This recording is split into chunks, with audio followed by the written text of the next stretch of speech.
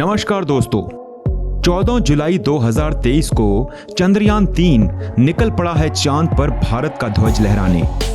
अब वो दिन दूर नहीं जब चांद पर उतरने वाले देशों में भारत का नाम भी आएगा और भारत बनेगा विश्व का चौथा चांद को फतह करने वाला देश।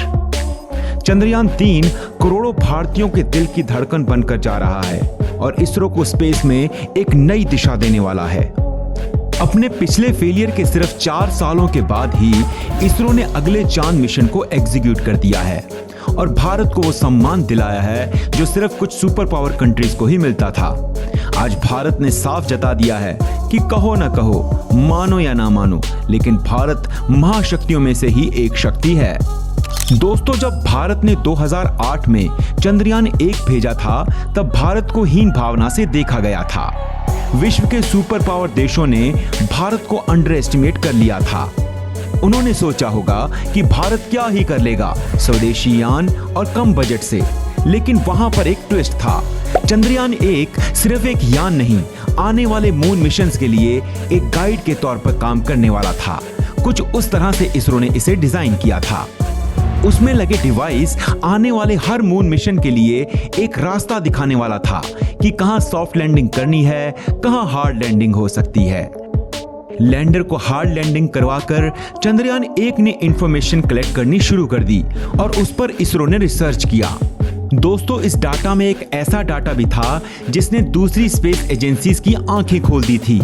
भारत ही ऐसा पहला देश था और चंद्रयान 1 ही पहला मून मिशन था जिसने चांद पर पानी की खोज की थी। लेकिन इस बात को नासा ने सीधे तो नहीं, लेकिन टेढ़े मुंह मना कर दिया था कि नहीं, ऐसा कैसे हो सकता है।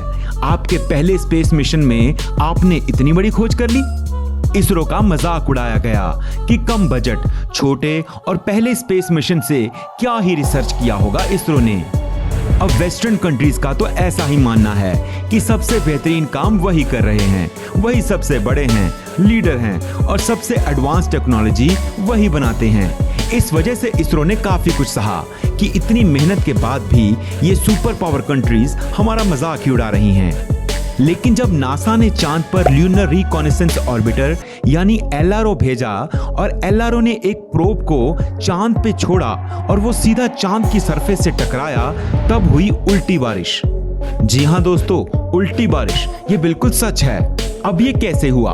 तो दोस्तों, हम आपको बता दें कि जब कोई मीटेओराइट या कोई और स्पेस पार्टिकल धरती की ओर आता है तो धरती के वायुमंडल में आने पर फ्रिक्शन की वजह से वो जल जाता है। लेकिन ऐसा चांद पर नहीं होता क्योंकि चांद पर कोई वातावरण नहीं है।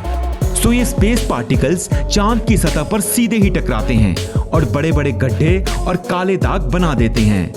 ये वही दाग और क्रेटर्स हैं जो धरती से चांद पर काले धब्बों की तरह दिखते हैं। मतलब चांद का ना के बराबर वायुमंडल है या मानिए है ही नहीं, इसलिए वहां फ्रिक्शन नहीं बन पाता और उन मीटेओराइट्स और स्पेस पार्टिकल्स को रोक नहीं पाता।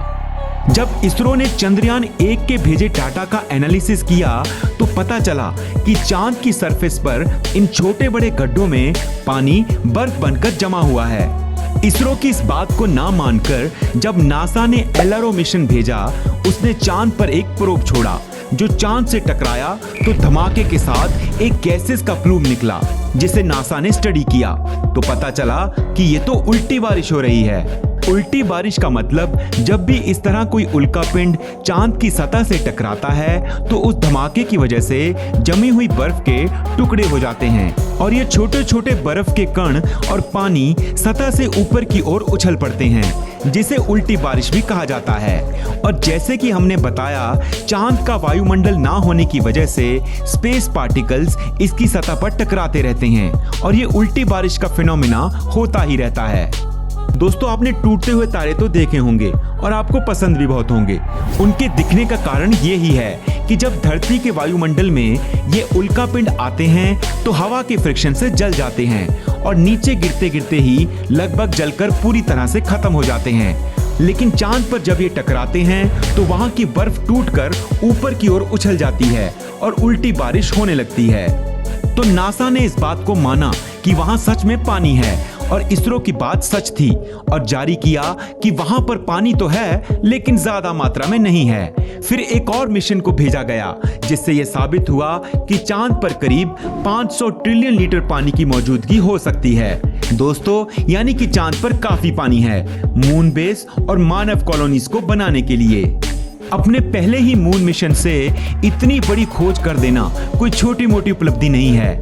चंद्रयान 1 ने मून पर पानी को ढूंढ निकाला था, जिसे बाद में नासा ने भी माना। लेकिन फिर इसरो को चंद्रयान 2 के रूप में एक फेलियर का सामना करना पड़ा।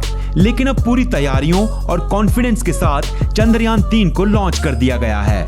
इसरो के इस कॉन्फिडेंस का कारण है कि उन्होंने पिछले फेलियर से सीखकर यान 2 में हुई खामियों और गलतियों को सुधार कर चंद्रयान 3 को बनाया है। तो चंद्रयान 3 की जीत तो निश्चित ही है, क्योंकि उसकी टेक्नोलॉजी को काफी अपग्रेड किया गया है। इस वजह से लैंडर का सॉफ्ट लैंडिंग करना पक्का है। ऐसा होने के बाद भारत चौथा सॉफ्ट लैंडिंग करने वाला देश बन जाएगा। और अगर ये सफलता हाथ लग गई, अरे लगेगी ही, तो भारत किसी भी प्लेनेट या कहीं पर भी सॉफ्ट लैंडिंग कर सकता है, क्योंकि सॉफ्ट लैंडिंग करने का तरीका हर जगह सेम ही रहेगा। इन्हीं सब कारणों के चलते इसरो की छवि बड़ी बड़ी स्पेस एजेंसीज के सामने काफी बदल चुकी है। पहले इसरो को अंडर एस्टिमेट किया जाता था, छोटा स्पेस सेंटर माना जाता था और हीन भावना से देखा जाता था कि इतने कम बजट वाले लोग क्या ही कर पाएंगे। लेकिन आज वही इसरो दुनिया की सबसे बड़ी सैटेलाइट लॉन्चिंग फैसिलिटी बन चुका है, क्योंकि ये कॉस्ट इफेक्टिव है। जी हाँ, जिस कम बजट की वजह से लोग इसरो पर हंसते थे, वही इसरो की स्ट्रेंथ बन गया है। इससे ज्यादा खुशी की बात और क्या हो सकती है भारत के लिए। आज भारत का इसरो सबसे कम खर्चे में सैटेलाइट्स को लॉन्च करता है। इस वजह से काफी देश अपने स्पेस मिशंस के लिए इसरो को अप्रोच करते हैं। अब उल्टी बारिश तो ठीक है, होती है, लेकिन अब हमें इंतजार है कि आगे क्या क्या होगा और चंद्रयान 3 आगे किस किस्म की जानकारियां जुटाकर भारत को देगा। रोवर प्रज्ञान लैंडर विक्रम से चांद की सतह पर निकलेगा और 14 दिन तक वहां चांद को स्टडी करेगा। इसमें कोई शक नहीं कि वो जो 14 दिन की स्टडी होगी वो जबरदस्त होने वाली है। जब पहले ही मिशन में इसरो ने चांद पर पानी खोज लिया था, तो इस बेहद एडवांस्ड चंद्रयान 3 से हो सकता है और भी बहुत से हैरानीजनक तथ्य सामने लाकर रख दे रोवर प्रज्ञान। दोस्तों, चांद पर होने वाली उल्टी बारिश से जुड़ी ये वीडियो आपको कैसी लगी? क्या आपको पता था कि भारत ने पहली बार में ही दुनिया को चांद पे पानी होने के सबूत दे दिए थे? कमेंट्स में जरूर बताएं। हमारी इस कोशिश की सराहना करने के लिए इस वीडियो को लाइक और शेयर जरूर करें। चैनल को सब्सक्राइब करके बेल आइकन को दबा दें। वीडियो में हमारे साथ अंत तक बने रहने के लिए दिल से धन्यवाद।